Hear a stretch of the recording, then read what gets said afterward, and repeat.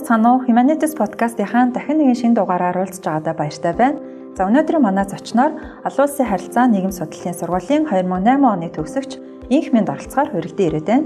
Сайн байна Инх Мэнд ээ? Сайн байна уу? Энэ өдрийн мэнд хүргэе. Бидний урилгыг хүлээн авч подкастын маань зочноор оролцохоор ирсэнд маш их баярлалаа.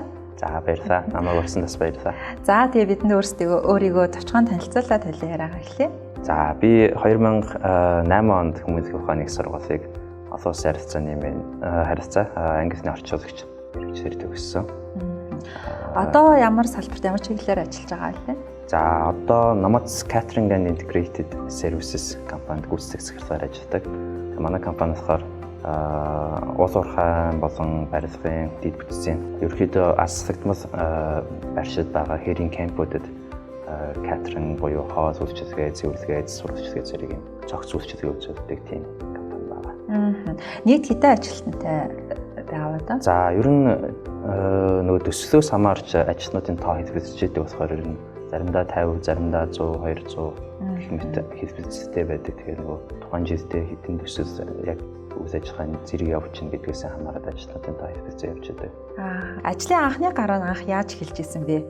Тэр талаасаа бидэнтэй хуваалцаач. За би ер нь бол нөгөө үндсэн 12 жил болж байгаа боловч 2 компанид ажиллаж байгаа. Анхны ажил маань бас PetroChina Dachin Tamsag гэж компани байсан. Дорнод аймагт газрын тосны албарын чиглэлээр үйл ажиллагаа явуулдаг. Хятадын хөрөнгө оруулалттай, засгийн газрын хөрөнгө оруулалттай тийм компани байдаг. Одоо өөртөө Монголд бас үйл ажиллагаа явж байгаа. За тэгээд 2011 оноос хойш яг одоо ажиллаж байгаа компанид анх хүний нөөцийн туслах менежерээр ажилд орж ирсэн. Тэгээд тэрнээс хойш ерөөхдөө өөрөөр албанд асуудал шийдэж явж байгаад 2015 оноос хойш гүйцэтгэх захирлаар тэмцээдэд одоо хүртэл ажиллаж байгаа. За ажлын анхны гарааны хувьд гэх юм бол яг бүр нөгөө PetroChina-д жишээс өдрийн үеийн ажлын дурсамж бас бүдэг бадгал байгаа. Яг бүр 11-2 жил өнгөрцөн болохоор тийм. Одоо байгаа компанид гэх юм бол нөгөө түрүүлсэн хүний нөөцийн туслах менежерээр би анх ажилд орж ирсэн. Тэгээд яг тухайн үед бас нөгөө ялангуяа одоо манай компани үндсэн бизнесмен өөрөө нэгэн шинэлэг төрлийн бизнес. Яг Монголд харьцангуй шинэлэг яагаад тэгэхээр эсвэл юм уус уурхай дэд бүтцийн том төслүүдийг дагаж үйлчлэг үзүүлж идэг юм бизнес байдаг. Тэгэхээр тэр утгаараа нөгөө анх энэ компанид орж байхдаа бас ерөөсөө катеринг үйлчлэгээ гэдэг нь өөрөө юу юм бэ гэдгийг бас сайн мэддэггүй тийм байдаг байсан. Тэгээд анх ажилд орохдоо бас хүний нөөцөөр ороход яагаад ингээд ийм уус уурхай ийм замын төслүүдийг дагаад явж байгаа үйлчлэгээг хүний нөөцийн менежер байх шаардлагатай юм. Бидний үед бас нэг тиймээс байдаг зам анги гэдэг тэгэхээр дагаад явдаг нь бас ерөөсөө юм нэг богончигтай хүмүүсгээд явж идэг гэдэг ойлголттой байдаг. Тэгэхээр нэг богончигтай за хэдэн тогооч нар байх юм байна.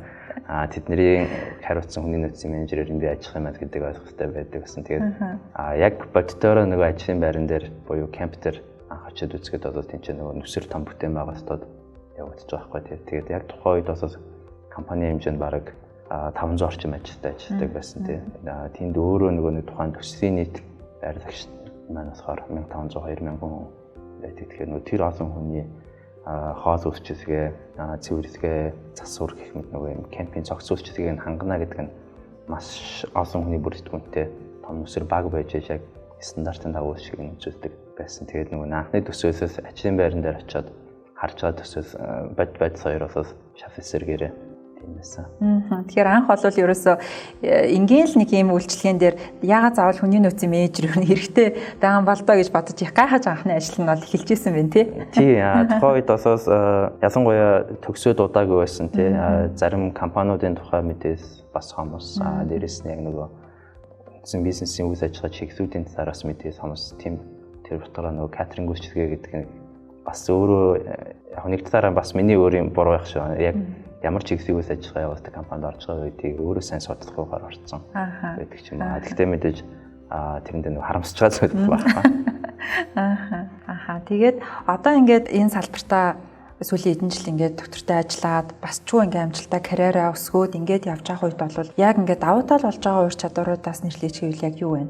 Одоо бол ингээд бас 50-100 хүнтэй магадгүй зарим үед 200-300 хүнтэй ингээд том баг хамт олныг удирдаад ингээд ажиллаж байна те. Тэгэхээр яг өөрийн ч давуу тал болдог ур чадвар яг юу гэдэг вэ?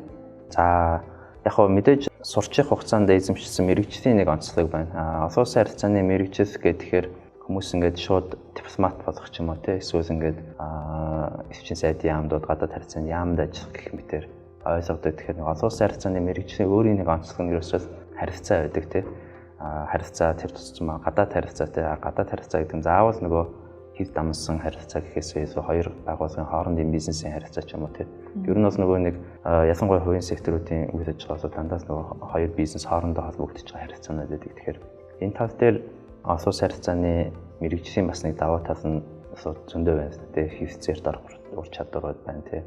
Хүнтэй харилцах, ялангуяа баг хамт олонтойгоо харилцах, гадны байгууллагатай хэрхэн харилцах гэх мэт энэ нөгөө ур чадварууд нь өөрөө оюутан байх үеэс нь хичээлүүдээр заагдсан, мэддэг болоод төлөвшсөн байдаг болохоор их давуу талтай байдаг байсан. Тэгвэл нөгөө талдаа ингээд яг өнөөдөр хүртэл ажиллаж байхад за нэг ийм зүйлээс л би нэг анх ингээд айгүй мэдгүй сандраа тулхамдаа тэгээд тэрийг ингээд даван туулаад за нэг ийм зүйл надад их сургамж болсон доо гэж одоо туршлага гэх юм уу тийм талаасаа яриач гэвэл ер нь хэцүү бэрхшээлтэй тал юу байсан бэ нөгөө талдаа? Мэдээж маш олон байгаа. Ялангуяа шинээр ажлын гараагаа ихэлж байгаа тохиолдолд шинэ ажил дээр орж байгаа тохиолдолд мэдгүй юмнууд маш их гарна. Дээрэс нь яг нөгөө ур чадварын хувьд бас хүрэхгүй юмнууд зөндөө гардаг. Тэр чинь ингээд богино хугацаанд мэдээж шууд бүгдийг сурчих боломжгүй болохоор баг багаараас ерөнхийдөө ажлын байран дээр бас суралцаад явдаг. Тэгэхээр заавал тэн дээр бас нэг онцлог заавал нөгөө нэг өдөртөх хатан тушаас ч юм уу тэр хүмүүсээсээ суралцах гэхээсээ илүү хамт ажиллаж байгаа хүмүүсээсээ суралцах тохиолдол зөндөө байдаг. Жишээ дурдах юм бол яг бид нар ялангуяа нөгөө нэг манай компани нэг онцлог нь бас төсөл авахын тулд тендерүүдэд нэлээд олон удаа тэнд автоматтай ордог. Тэгээд тэнд ялах тендер, ялахгүй тендер янз бүрийн тэгэхээр нэг дурсамж одоо яг бодогдож байгаа зүйл гэх юм бол тухайд бас нэг 2013 онд бид нар Францаас зөвлөх мэргэжтэй авчираад ажиллаж байсан. Тэгээд тухайд бас нэг бид нар Монголын нэлээд том компани хобби компани тендерт орж явах явцад нөгөө тендерийн материал бэлтгэн гэдэг маань өөрөө бас бидний хувьд нэлээд шинжлэх юм байсан. Ялангуяа нөгөө нэг ажлын гараагаа дөнгөж ихсээд явж байгаа хүмүүсийн залуучуудын хувьд бас тендерийн материал бэлтгэх нь өөрөө нэлээд нэгдүгээрт ур чадвар шаардсан, хоёрдугаарт гэх юм бол их анхаарал шаардсан ажил байдаг. Тэр үед би нөгөө ерөнхийдөө нөгөө яарад Монгол хүний онцлог орч юм уу те маш богино хугацаанд ингээд хийчих хэрэгтэй гэдэг ойлголтоор зарим баримтчдыг босгоолжтой. Тэгэнгүүт тухайд цуг ажиллаж байсан Франц хөлт манаас орж ирсэн ингээд үг хүсэг болгоноор нь хяндаг. Тэгээд чи яагаад энд таслал тавьсан, яагаад чи энд цэг тавьсан гэж хүртэл асуудаг. Тэгээд тэрний учир шалтгааны нууц асуудаг. Тэгээд тэрнээс хойш ерөөхдөө за баримтчиг боловсруулалтын ялангуяа юм нөгөө нэг хоёр компани хооронд явж байгаа албан бичиг, баримтчиг, гэрээ иймэрхүү баримтчгууд дээр сайн хянах хэрэгтэй байна гэдэг зүйлсийг сурч авсан. Тэгээд одоо яг нөгөө нэг тэрийг ерөөхдөө би бас тогтмол ажил дээр анхаардаг. Тэгээд заавал ямар нэг юм хийчих тэрийг ревю хийж хардаг ч юм уу тийм. Тэгэхгүй болохоор ингээд нөгөө ялангуяа цаг баг үед яарч хийсэн юмнууд дээр бас заавал алдаа гаргацсан байдаг. Тэгэхээр яарад ингээд за болцоо шигүүд орхичих биш. Хичнээн яаралтай байсан ч гэсэн заавал нэг удаа ихнээс нь дууссан уншаад хардаг байх хэрэгтэй шиг байна. Тийм шүү дээ. Ер нь бол нөгөө баримтчигтэй маш стандартын дагуу их зүү ажиллана гэдэг өөрөө бас их тийм том бас давуу тал болох тохиолдлууд бас байдаг тийм. Дийлэн хүмүүс заа тэгэл бичгэл хэмчэндээ гэл бас ингээд таахгүй ер нь ингээд өнгөрөөчих тохиолдлууд бас байгаад байдаг тийм. Ялангуяа бас нөгөө байгууллагууд руу илгээж байгаа албан бичиг төлөх юмнууд бас бүхэл байгууллагатаар гарч байгаа тийм. Тэгэхээр тэрэн дээр бас яг ингээд бидний нөгөө оюутан байхаас бас заадаг байсан байхгүй бид нарт яг ингээд албан бичгийн толгой юм байх хэрэгтэй, автгаа байгууллагын ингэж бичих хэрэгтэй гэж заадаг байсан. Тэг тэр маань өөрөө нөгөө нэг ажлын байрнаар гараад тэрийг болж байгаа хэрэг тэгэхгүй бол авто ингээд бүр өөр мэрэгчлээс орж ирээд ажлын байрнаар гарсан хүний за чиний албан бичиг төлөвлөсөд явуулах гэдэг юм бас нийсийн хэмдэ. Тэгэхээр бид нар бас нөгөө оюутан байхаас ихсэх тиймэрхүү зүйлс төр дадлагын үеэр ч гэсэн сурдаг. Тэгээ дадлагын үеэр бид нар нөгөө байгууллагуудад хуваарлагдаад явдаг. Тэгэхээр тэр үеэсээ ихсээс нөгөө баримтчиг төлөвлөлтийн ач холбогдол жоох зүйл стандарт нь ерөөхдөө ямар байх ёстой юм бэ гэдэг сар мэддэг болсон байсан болохоор харьцангуй манай мэргэжлийнхний хувьд бас хялбар байдаг баг. Тийм ээ тий дасан цогцоод шууд ингээд байгууллагад ороод ажиллаа явахд бол их дөхөмтэй бас байдаг юм биш үү тий хичээлүүд дээр үзээ явцдаг учраас тэгэхээр одоо ингээд доороо бүтэн баг хамт олонны удирдаад тодорхой ингээд албан тушаалд эхлээ явж байгаа гэхээр ер нь хүмүүсийг өмнө нь олвол ингээд бүр ингээд нэгжээсээ ахуулаад энэ компанид ороод ажиллаад группт ороод ажлаа авсан байгаа. Тэгээд карьераа өсгсөөр агаад өнөөдөр удирдах албан тушаал дээр ирээд ажлаа авч байгаа. Тэгэхээр өмнө нь ингээд зүгээр ингээд ажилтан байх одоо удирдах албан тушаал дээр очиод ажиллах хоёрын ялгаа юу вэ? Ингээд өмнө хамт ажиллаж байсан улсуудаар бодвол өнөөдөр удирдах албан тушаалд нь болоо явж байгаа ахалта. Тэгэхээр ямар ур чадвар хүнээс шаардж байна? Тэр олон хүнийг удирдах ажиллахад ямар ур чадвар хүнээс илүү шаарддаг юм байна юу надад харахад? За яг ер нь хувь хүний онцлогуд бас их байх шиг байгаа тийм. Зарим хүмүүс бас нөгөө нэг илүү хатуу байдлаар удирддаг хүмүүс байдаг тийм. Тэгэхээр тэр нь бас нэг тийм нөгөө муу гэдэг утгаараа биш. Ерөөсөөс цэвэр энэ дээр бас нөгөө удирдах арга барил гэдэг юм байна. Тухайн хүний характертай бас шууд хамаартай байх шиг байна. Тэгэхээр би өөрөө ер нь нэг тийм жоохон зөөлөн дүүхэн. Тэгээд тийм утгаараа бас нэг илүү ингээд айгүй их хүмүүсийг шахаад ч юм уу тиймэрхүү байдлаар ажиж ерөөсөө чаддгүй байдаг. Гэхдээ эргээд нөгөө нэг тэр байдал маань өөрөө нөгөө нэгдүгээр цус татахээс нөгөө хамт олонд нь илүү нэг таатай орчин бүрддэг шүү дээ шаа тийм магадгүй ажил дээр стресс багтаа ч юм уу тийм. Жишээ нь би өөрөө бас нөгөө ажлаас хүмүүс ингээд гайхаад тийм ерөөс ингээд ажил дээр уурж харагдахгүй ингээд байдаг. Тэгээд яг би ер нь нэг тийм ажлаас ингээд болж стрессдэх ёсгүй гэж боддог тийм байр суурьтай тийм яг мэдээж ажил дээр бас янз бүрийн асуудлууд гарна. Гэхдээ тэнд нэг шийдэж чадаагүй бас тэр чиний өөрийн чинь буруу тийм эсвэл болоод өнгөрсөн юмны араас стресстэй байх юм бас ер нь ачаас бүгдсний үеийн тийм энэ ингэчээгээд тийм дээр стресстэй хин нэг рүү уурсаа загнаад байх ч юм уу тийм эсвэл өөрийгөө зэмсээд байх тохиолдол ер нь ачаас бүгдсээрөөсөө байхгүй тийм яг магадгүй зүгээр ирээдүйд тэр автагаа дахиж давтахгүй байх нь чухалсаас ш эсвэл бүр ингээд болоогүй зүйлсийн төлөө тийм хизээч өөрийгөө оролцож чадахгүй бүтээж чадахгүй зүйлсийн төлөө бас ингээд нэг стресстэй бохомдод авч юм уу тийм тиймэрхүү зүйлс дээр ирэхэд би нэг жоохон эсрэг байр суурьтай байдаг. Тэгээд яг тэр нь бас би өөр хувьдаа бодохдоо бас цэвэр хувь хүний онцлог зан характерын онцлог нь байдаг юм бас гэж боддог. Зүгээр одоо бас нөгөө нэг эргээд айгүй их юм юунууд байдаг болчиход шүү дээ. Заавал эзэмших ёстой ур чадварууд гэх тийм. За энэ бас бүр ингээд анзаараад тахад бас жис осхон солигдоод тах шиг байна тийм. Тэр нь янз бүрийн нөгөө энэ хурцтай хөгжиж технологийн нөөцөө ч юм уу тийм дижитал зэргийн нөөцөө эднэрээс хамаарат ингээд нөгөө заавал эзэмших ёстой ур чадварууд гэдэг нь өөрөө ингээд ховсомтгой болоод байгаа. Бахаар эргээд бас нөгөө нэг менежментийн төвшөнд ажиллаж байгаа хүмүүсийн хувьд тэр ур чадваруудад нөгөө нэг богино хугацаанд сурах хэрэгцээ гараад тах шиг байна. Тэрнээс за би бас иймээс хүн байсан. Би ингэж хүмүүсийг удирддаг гэдэг утгаараа биш. Эргээд одоо ер нь бизнесийг авч явахын тулд эсвэл баг хамт олныг удирдахын тулд хэрхэн зохион байгуулалт ямар зохион байгуулалт яаж удирдах юм бэ гэдгийг өстой бараг жис осгоос өөрчилж яахгүй болсоос ялангуяа одоо ч нөгөө засуу шинэ үеийнхэн ажлын байр суурь гарч ирж байгаа. 2000 оноос хойш үеийнхэн гарч ирдэг. Тэр хүмүүстэй болсоос ялангуяа шууд нөгөө өмнөх арга барилаар харьцан өмнөх арга барилаар эсвэл бүр магадгүй ингээд тэгээд бас 80-аад оны засуучууд шиг байцаар ажиллах эсвэл тэднэрээс хүлээж байгаа хүсэлтийг эсвэл тэднэрээс тавьж байгаа шаардлагаа тэр атсан 2000 оны засуучуудаас шаардна гэдэг бас жоохон өөрөөсгөл юм шиг байгаа. Тэгэхээр одоо ер нь бол өөрчлөлтүүдийг бид нэр хүлээхгүйгээр маш хурдтай дэлхийд дахинаа л ер нь өөрчлөлтүүд бидний айлч амьдралын айлч талбар дээр ер нь өөрчлөлтүүд бол өсөн үсээгүй биднэрт бол ирээлэн тий. Тэгэхээр яг илүү ингээд нөгөө одоо тэрээ сайн төвлөрч чаддаг хүн юм бол гэж би их бодлоо. Өөрөж ярилцж байгаа тий. Тэр бас их чухал гэдэг байгаа байхгүй юу. Тий ирээдүйн санаа зовхош өнгөрсөн харамсах биш. Ер нь бол одоо тэрээ төвлөрч бүр 100% өөрийгөө дайчлах хэрэгтэй гэдэг бол бас их чухал чанар юм шиг байна л да. Тэгэхээр тэр чанарыг сайн даваад байдаг юм бол гэж надад бол анзаарагдлаа. Бас нэг яг нөгөө нэг мэрэгжлийн онцлогч одоо яг нөгөө нэг мэрэгжлийн онцлогоос хамаарч тийм юм нэг сэтгэл зүйн хувьд нэг доктортой болчих юм шиг байна. Ягаад тэгэхээр нөгөө нэг бас л нөгөө нэг их сургуулиуд зааж ирсэн магадгүй эсвэл нөгөө ажлын байран дээр олон хүмүүстэй харилцаад ингээд ажиллаад үзэхээр гардаг нөгөө сэтгэл зүйн хувьд нэг доктортой байдаг. Тэгээд тэр нь эргээд ингээд бүр сүүл рүү явсаар байгаа нөгөө зан араншны хувьд юм нэг специфик байхгүй юм. Тэгээд тэрэн дээрээс нэмэгдээд нөгөө нэг хувь хүний онцлог нь би өөрөө нэг тийм эмоц багтаа ч юм уу юм шиг. Тэгээд бүр юм нэг ямар ч хөдөлгөөнгүй болчт юм шиг байна. Яг мэдээж тэн дээр бас сайн ч тас байгаа, муу ч тас байгаа тий. Зүгээр одоо эргээс нөгөө түрүүний яг нөгөө хэлдгээр залуу үе гарч ирж ингээд тэгэхээр тэгтэй холбоотойгоор нөгөө бүхэл юм ингээд нөгөө ховсож өөрчлөгдөд Тийм бидний одоо яг ингээд санахаар бидний оюутан байх үед бас нөгөө IQ хамгийн чухал юм байна. Тийм ясангуяа ажлын байран дээр гарахад сурч байгаа.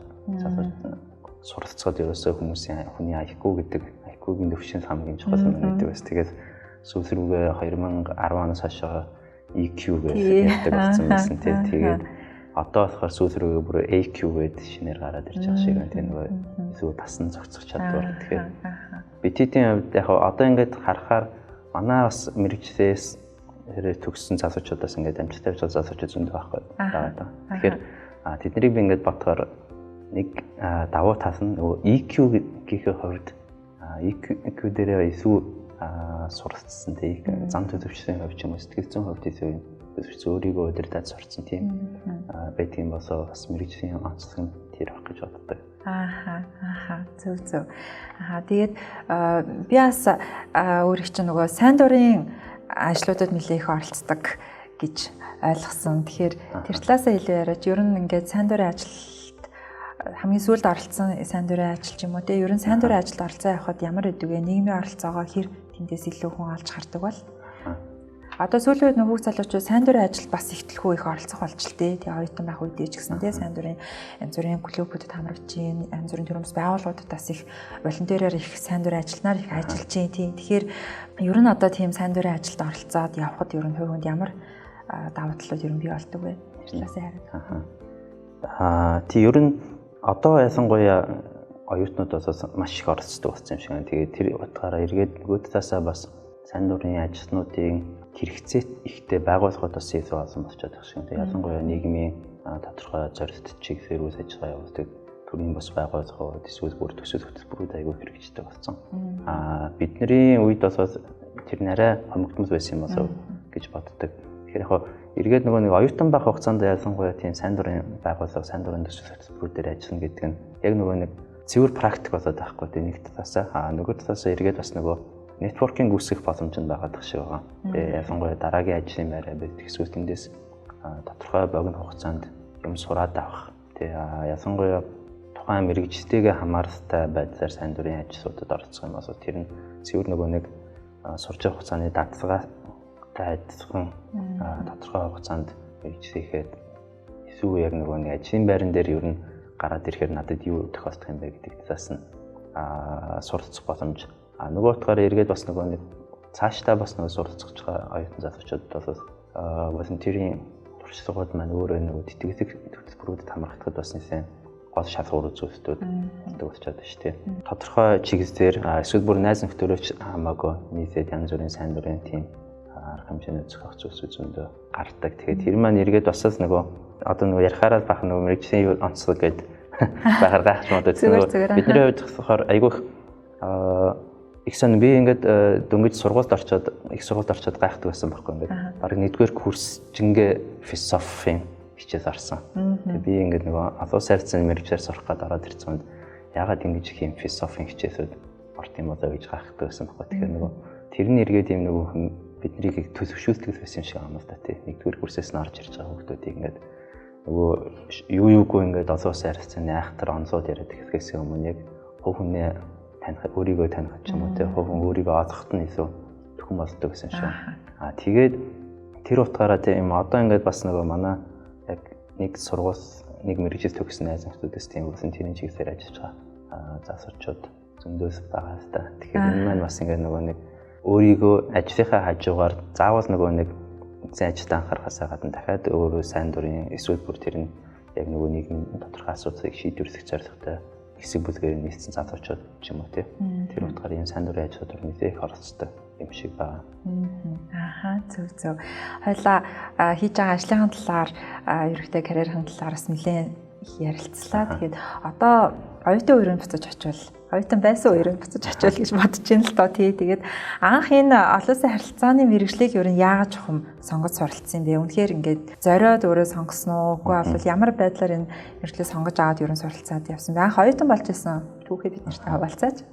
За миний яг мэргэжлийг сонгосон түүх бол нэг оюутнуудад ялангуяа мэргэжлийг сонгох гэж байгаа оюутнуудад мотивац болохоос илүү баг нэг тийм автан дээр суралцах юм болох яагаад тэгэхээр би ер нь юу байсан 10 жилээ нөгөө экстернатор төгсөөд 2 жилийн өмнө төгссөн. Тэгээд тэр утгаараа төгссөн жилээ болоод би их сургуульд ерөөсөө орохгүй хэзний бэлтгэлд явна гэж төсөвлөсөд. Тэгээд нөгөө ангийн бусад хүүхдүүд бүгдээрээ конкурс бэлтгэлд явж байгаад би ерөөсөө конкурсанд огт санаа зовдгүй нэг тийм нөхөр явдаг байсан. Тэгээд бүр 10 жил төгсөөд яг нөгөө конкурсын дөнгөж бүртгэж эхэлж явах үед болохоор тухайн нөгөө манай эмээ байдаг байсан. Тэгээд манай эмээ болохоор надаа би чамайг оюутан байхыг нэг харчий гэж утсан чадахгүй шиг байна да.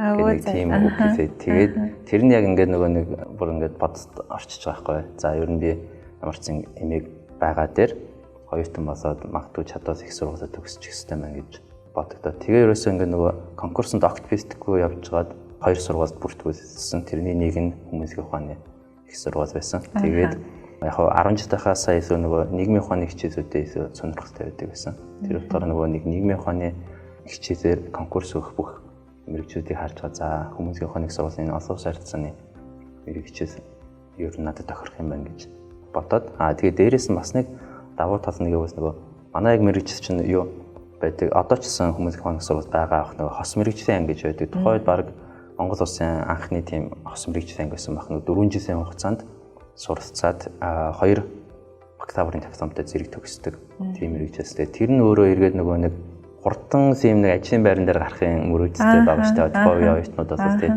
Тэгээ нөгөө нэг тэр үед ингээд за би 4 жилийн дотор 2 дипломтой төгсчих юм байна гэдэг нь өөрөө бас айгүй том энэ мэрэгчээ сонгох нэг шалтгаан болсон баг гэж боддог.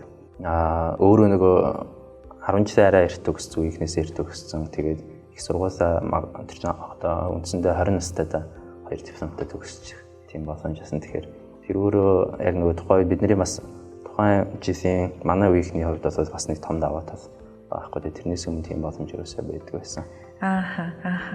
За тэгээд оюутан болоод ороод ирлээ. Ерөнхийдөө одоо гинт одоо сонгох шаардлага гараад мэргэжлээ сонгоод ер нь бол 2 дипломтой төгснө гэдэг нь их гой санагдал. Оюутан болсон биз дээ тий. Тэгээд оюутан болоод ороод ирсэн чинь ер нь оюутны ингээд 4 жил нь ямар өнгөрөв? Инхмийн төдөөрөө яг ямар оюутан байсан бэ? Би ер нь болоод нийсэн тийм юутай байсан баг. Итгэвтэй ангийн итгэвтэй хүүхдүүдийн нэг нь байсан байж магадгүй. Тэгээд яг гэхдээ тэр нэг нөгөө хичээлтэй бүр ингээс амар онцордог гэдэг утгаараа биш. Манай анги ер нь одоо ч магадгүй ингээд та дараа нь манай техникийн багш нараас авах юм бол яг манай үеийн манай анги болоод нэг тухайн жисүү тундаа хамгийн багш нар танигдсан анги байсан. Ягаад тэр айгүй их арга хэмжээнүүд идэвхтэй оролцдог. Өөрсдөө бүр ингээд хүмүүс сургуультай арга хэмжээнүүд өөрсдөө санаачлаад зохиодог байсан. Тухайн үед бас нөгөө нийгмийн ухааны сургуулийн захирал Ариуна гэж багш байдаг байсан. Ариуна багштай бид нэр ярьж байгаа нөгөө философи өдөр энэ төр гэж зохиодог. Яг тэр бол сүүлд сонсон ингээд бүр нөгөө уламжлагдаад үлдсэн гэж сонсогдож байсан. Гэхдээ одоо зохиогч нь нөгөө юу?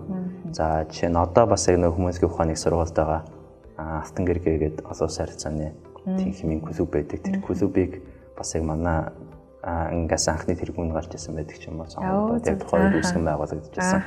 Гэх мэт одоо бас энэ нөгөөс түрүүний миний дурдсан одоо байгаа залхамжлэгч төгсөгчдийн холбоо бас яг нөгөө нэг бидний төгссөн жилээс эхлээд үсгэн байгуулад явчихсан. Гэх мэтээр ингээд манай ангийн хувьд бас ийм илүү коллективтэй гэх юм уу. Тэрнээсээ идэвхтэй хүүхдүүд байдаг байсан. Зүгээр хувь хүний хувьд гэх юм бас яг оюутан болоод ороод ирэхэд бас их авчирддаг байсан байж магадгүй. Яг нэг 16 таа ороод ирсэн тий. Тэгээд дөнгөж ороод ирсэн ялангуяа ангийнхан мас жишээ ингээд надаас 3 ах ч юм уу тий зарим нь бүр тэрнээс олон ах ихч тийм байдаг байсан. Тэгэхээр мэдээж нэг явц дондоо бас тэр нь харьцчихсан хамстай нэг анги болоод ирэхээр. Тэгэхээр айгүй их тийм нөгөө нийгмийн идэвхтэй хүүхдүүд их нэг дор цугларсан анги байсан биз дээ тий.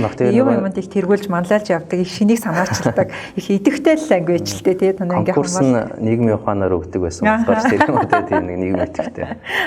Сонсон байсан байна. Оюутан үеийнхэн хөгжилтэй дурсамжаас нэг дурсамж бид нартай хуваалцаач.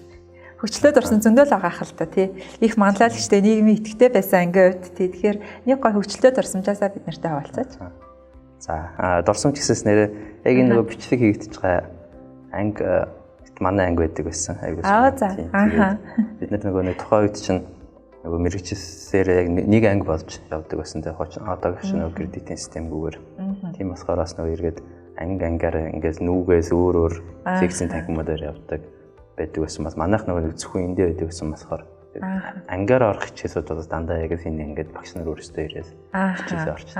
За тэгвэл энэ студийг танил дотн санагдаж байгаа юм байна да тийм. Яг энэ хэсэг өрөөний энэ хэсэгт болоод бид тэгээд өстой нөгөө хичээлээс гадуур бус бүх цагаа өнгөрөөдөг гэсэн шуугуулдах үедээ шуугуулдах үзэр тогсоод. Хөгжөлтэй дурсамж гэвэл яг манай ангийнхаа нөгөө янз бүрийн тэмцээнүүдэд аягүй их ордог. Тэгээд бид хэд нэг манай одоо яг ангийн 2 хүн нөхөр тэгээд бид 3 нэг баг болоод их юм нэг итгэвчсэн ийм эрдэмшигний хорсодод ордог байсан. Тэгээд тухайн нөгөө манай дээд курсын нэг аягүй том битээ нэг засаад байсан. Тэгээд тэр битүүдийг ингээд таарчаад жижигхэн шувуу гэдэг нөгөө тим нэр өгсөн. Бид нөгөө нэг багийн нэр нь нэрээ олж чадахгүйсэн чинь та 3 жижигхэн шувуу гэдэг нэр өгье. Тэгээд бид 3 тэгээд тэрнээсээ ч нэг хичээж санаа зовж байгаа юм байна. Дандаа нөгөө нэг тийм тэмцээнүүд орохоор жижигхэн шувуу гэдэг нэртэй. Тэр нөгөө багийнхаа нэрийг ингээд ширээн дээрээ гаргаад тавьчихсан. Тэгээд тэгэхээр жижигхэн шувуу гэвчихсэн баг нэртэй байдаг байсан. Тэгээд ерөн зөндөө тэ оюутан цагийн хөгжөлтэй дурсамжууд гэдэг юм байна. Одоо ч тэгээд нөгөө одоо хүртэл манай анхын ч аягүй холбоотой байдаг. Тэр утгаараа эхнээс нь яриулстай подкаст дуустал. За маш их баярлалаа бидэнтэй гоё дурсамж хуваалцсанд. Тэгээд яг ингээд та хэдийг сонсоод байхаар их тийм хичээлээч хийчдэг нийгмийн идэвхтэй чөлөө цагаач их гоё үр дүнтэй өнгөрөөчдөг их тийм шинийг санаачилдаг манлайлдаг их тийм анги байсан болов уу гэж надад бодогдоод байна л да. Тэгэхээр бас ингээд нөгөө зөвхөн хичээлээ хийгээл яваад хахаар буцаад ботход гоё дурсамж бас заримдаа байхгүй юм шиг тий. Байвал бас уйдгартай шүү дээ. Тэгэхээр хичээлээ хийгээд хичээлээ алдагдахгүй ярина яг юм гоё дурсамж үлдээхээр ингэж яаж явах уу? Ер нь яаж тэрийг зохицуулах уу? Яг нөгөө оюутнууд үзэж байхад одоо өстой хичээлээс бусад цагтаа анхаарах гэж хэцүү. Тэгэхээр яг ер нь манай ангийн хувьд бас жишээ нэг нэг ердийн ангиуч нэг 120 кредит суддаг шүү дээ. Манайх 180 суддаг байсан байхгүй. Тэгээд 7 хоногийн 4 өдөр нь яг 6 пар ордог. Өглөө 8-д ч орой 6:30 хүртэл ордог. Тэгээд 5 дахь өдөр нь ганцхан 5 пар ордог байсан байхгүй. Тэгээд тэрний 5 цагаас тардаг өглөө ирчээд. Тэр үедээ ингээд бүр амар хичээс эрт тарж байгаа юм шиг санагддаг. Тэгээд өстой нөгөө янз бүрийн өөр юмнууд хийцгээд нийлээд яваад гэх мэт чөлөө цаг юмнуудаа тэгээд нөгөө хоочин компьютер аяг их таваасдаг тийм байдаг гэсэн. Тэгээд гэх мэт ингээд яадаг гэсэн.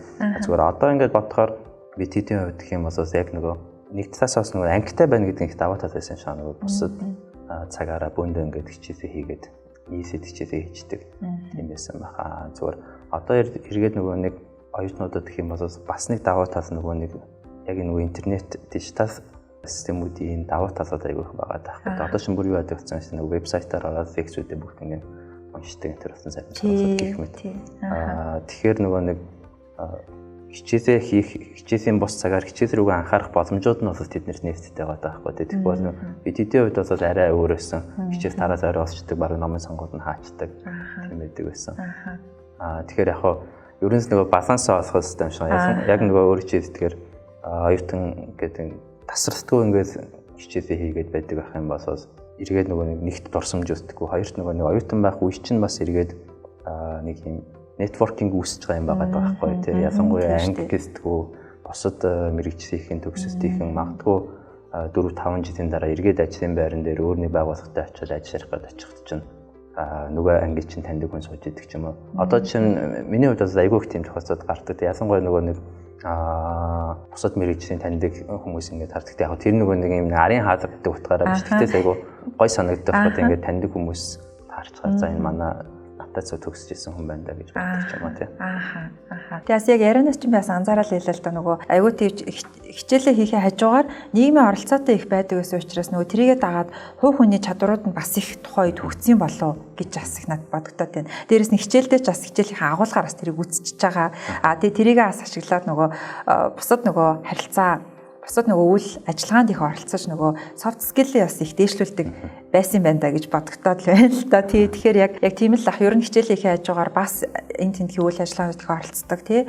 Өөрийн нөгөө networking-ийг их хөвгтүүд сайжруулж чадах юм бол дагаад нөгөө өөрийн мэдлэггүй тэр soft skill-үүд гэдэг юм зүйл хүнд их суугаад өчтдөг тий. Төгсгөтөө академик мэдлэгтэй soft skill-ийг хөгжүүлсэн тий. Тийм байдалтай илүү их төгсөх юм бол давуу тал болтго юм шиг Харин санагдлаа л та. Тий. Одоо хүртэл яг өөр чинь тийм чадварууд бас их өнөөдөр хүртэл карьер өсгөхөд их дэмжлэг бас юм болов уу гэж бодогдоод байна.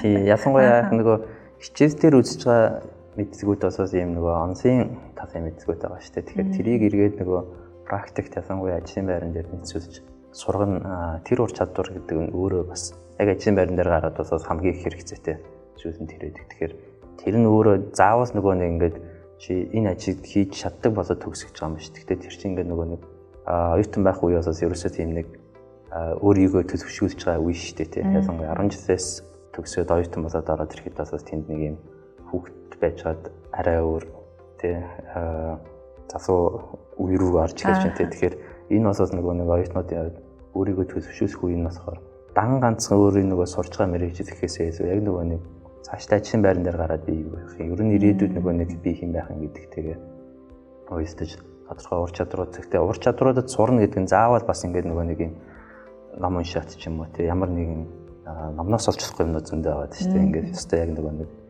найз нөхдөөрөө янз бүрийн юмнууд сэддэг, тэрийг хэрэгжүүлэх гэж үздэг, тэрийг зорилготой хүртэх ч юм уу тий. Энэ чинь өөрөө нөгөө хизээ чинч зааж өгөхгүй. Тэгтээ эргээд яг ажлын байран дээр гараад айгүй хэрэг болох зүйлсүүд байгаа тий. Тэгэхээр одоо эзэмшсэн мэргэжлийн талаар би өөрөө ч бодлыг асуумаар санагдлаа л та тийм. Тэгээ өнөөдөр хүртэл ингээд карьераа өсгөөд ингээд явж байгаа хугацаанд энэ мэргэжлийн сайхан тал нь юу санагдаж байна? Бас магадгүй нөгөө талдаа бэрхшээлтэй тал нь юу вэ? Мэргэжлэр ажиллахад. Тийм.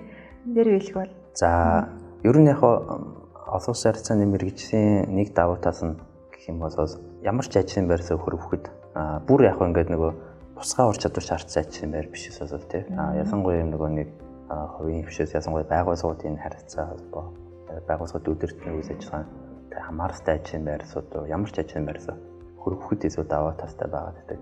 Түрүүн хэлсэн яг ажлын байран дээр хүмүүст заавал шаарддаг тэр нөгөө ур чадварууд ер нь дийсинх нь яг нөгөө манай мэрэгжлийн үед мэрэгжлийн онцлогтой хичээлийн хөтөлбөрүүдэд нь магтцсан байдаг ч юм уу тий. Тэр утгаараа эргээд нөгөө төгсөж гарч ирж байгаа оюутнуудын хувьдаас тэр ур чадваруудаас дийсинхийг нь суралцсан байдаг. Ялангуяа одоо нөгөө хэвцээрт орох ур чадварууд байна тий. Асуудал шийдэх ур чадвар гэх юм. Энэ ур чадваруудын нөгөө бүгдээр ингээд яг ажлын байран дээр гарахад хэрэгтэй. Гэхдээ энийг болоод сурах явцдаа сураад авцсан төгсдөг гэдгээр нэг онцлог зүгээр бүр ингээд тусгай мэрэгжлийн ангиуд бас яг л нөгөө тэр чиглэлээр суралцж байгаа шүү дээ. Япа бас жишээ нь яг л нэгдсэн мод бүртгэс рүүгээ дагнж хичээлүүд нь ордог, тэр рүүгээ зурдаг. Тэгээ манай мэрэгжлийн хувьд бас нэг онцлог нь яг тэр. Тэгээд нөгөө нэг түрээс нөгөө тэр EQ энтертэй холбох юм бол яг л тийм баг. Тэгээ нөгөө өөрийгөө зам төлөв сэтгэл хөдлөлөө удирдах чаддаг, яг өөрийгөө менеж хийж чаддаг энэ чадваруудад суралцаад төгсөж байгаа мэрэгжлийн бас нэг даваа тал нь байт юм шиг байна. Тэгэхээр одоо энэ мэргэжлэр суралцж байгаа оюутан залуустай хамтаж ямар зөвлөгөө өгмөр вэ? Одоо ингээд яг олон улсын харилцаагаар суралцж байгаа хүмүүс байгаа шүү дээ тий. Тэгэхээр тэр хүмүүс ер нь төгсөөд салбартаа мэргэжлэрээ карьер үсгэж ажиллая гэвэл хамгийн түрүүнд тэр хүмүүс юун дээр анхаарч бэлдэх ёстой санагдаж байна одоо. За мэдээж яг бидний хувьд гэвэл яг нөгөө түрүү яригдсан төгсөөд ерөөсөө юм нэг дипломат болно гэдэг ойлголт дефектэн байсан. Яагаад тэгэхээр нөгөө олон улсын харилцааны мэргэжил өөрөө бас шинэлэг талын мэргэжлсэн. Тэгээд нэгдүгээр тийм хүсээс төрсөнд нь байдаг, хоёрдугаар түрүүс яг хүсэл эрмэлзэлтэй байдаг гэсэн баг. За яг дипломат болно гэдэг ч юм уу тий. Эргээд яг нөгөө нэг бодит амьдрал дээр бас өөр байгаад байдаг байхгүй тий. Яг тийм боломжууд нь бас хязгаартай юм уу тий. Ялангуяа нөгөө тооны хувьд гэсэн үг тий. Тэгэхээр тэр нь бас нөгөө чадахгүй гэдэг утгаараа биш. Тооны хувьд яг тийм төрлийн ажлын байрны орон тоонууд нь өөрөө цомхон байдаг тий. Тэр утгаараа эргээд бусад нөгөө нэг энэ байгууллагын харилцаа холбоотой ажлын байрнуудаас бас илүү гараад байна. Тэгэхээр энэ тал руугаа бас нэсэн анхаарч суралцах хэрэгтэй болоо гэж боддог. За тэгээд мэдээж нөгөө нэг түрүүн хэлсэн оюутан байх хугацаа бол яг нөгөө нэг ганцхан мэрэгжлийн ихэд дагуу мэддгийг олж авахаасаа гадна яг эргээд нөгөө нэг ажлын байран дээр гараад би юу хэм байх юм бэ? Би юу чадах юм бэ гэдгийг сайн бодож явах хэрэгтэй юм шиг байна. Ялангуяа одоогийн нөгөө ингээд бүх юмнууд маш хурцтай хөвсөд байна шүү дээ тий. Ирээдүйд ингээд одоо өнөөдрийн зарим хин нэгний ур чадвар маргааш ихэд огт ашиглагдахгүй болгоч магадгүй болчиход шүү дээ. Ерөөсөө ингээд зарим ажлын байруудыг саяхан би нэг мэдээ уншижсэн чинь 2025 он гэхэд 200 сая хүний ажлын байрыг хэмэл оюухан гүйцэтгэдэг болно гэдэг мэдээ гарсан байхгүй тийм. Гэх мэт ингээд нөгөө ийм уртастай хөвсөж байгаа цаг үед суралцж байгаа оюутан залуучуудын хувьд бас ялангуяа өөрийнхөө мэрэгжлийг яг төгсөж гарчаад би ажлын байран дээрээ ямар ур чадвар сурсан байх хэвээр. Би ер нь төгсөж гарахад миний ирээдүйдийн төгсөж байгаа мэрэгжил ямар болцсон байх юм гэдэг төсөөлттэй байхгүй болсоос тий. Бид чинь нөгөө за би төгсөөс дипломат болсон даа гэж бодож ирсэн чи яг гараад ирсэн чи эргээд бүгдээрээ байгууллагын гадаад харилцаа ч юм уу тэр зүйн чиглэлүүдээр ажилладаг байдаг ч юм уу тий. Тэгэхээр нөгөө нэг анх ер нь бас нөгөө 4 жилийн хугацаа гэдэг чи өөрөө ялангуяа одоо бас их урт хугацаа болох гэдэг шүү дээ тий. Сураа төгсөөд гараад ирэхэд ажлын байрны шаардлага бүх юмуд нь эрс өөр болсон байж магадгүй. Тэгэхээр тэрнээс хамгийн богино хугацаанд өөрөө хөвсөж явдаг байх хэрэгтэй байна. Гэхдээ мэдээж сургууль солонгосын мэддэг болгож байгаа чинь яг тэрэнд нь тааруулсан мэдээж чи солонгос нөгөө сургуулийн хөтөлбөрүүд нь шинжлэхдээ явж байгаасаар тэр дотор нь байдаг. Гэхдээ өөрөө хувь хүнээсээ бас нэг эсвэл хичээл зүтгэл гарах хэрэгтэй болоо гэж боддог. За ингээд маш их баярлалаа бидэнтэй ярилцсанд.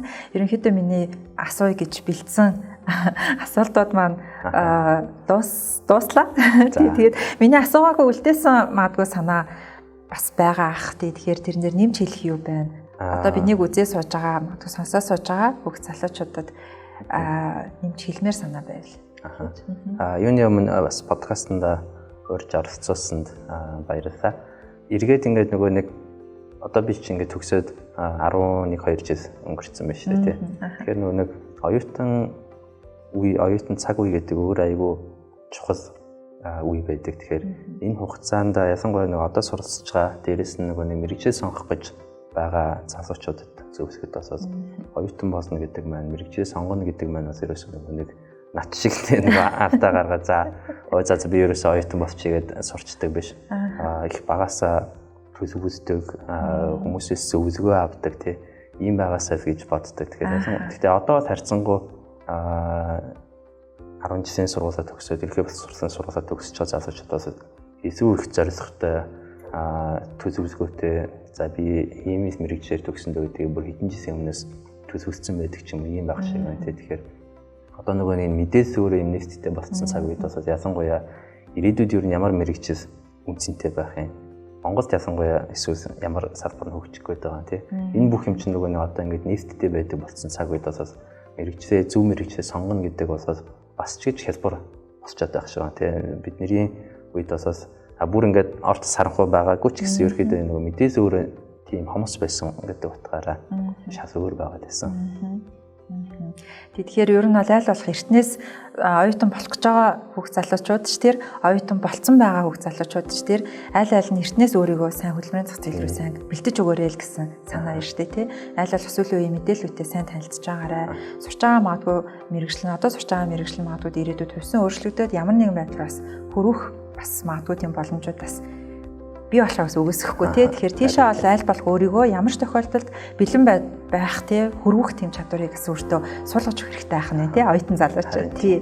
Мэргэжлээ сонгох гэж байгаа хүүхдүүд бол аль болох тухайн сонгож байгаа мэргэжлийн талаар мэдээллийг маш сайн цуглуулдаг. Тэгээ эртнээс өөрийгөө сайн бэлдэж тухайн мэргэжлээрээ бэлдсэн сонголтыг хийх юм бол амжилт гарах магадлал бас их өндөр байх нь тий. Оюутан болсон хойноо ч гэсэндээ амжилтаа суралцах магадлал нь бас өсгөн байна шүү.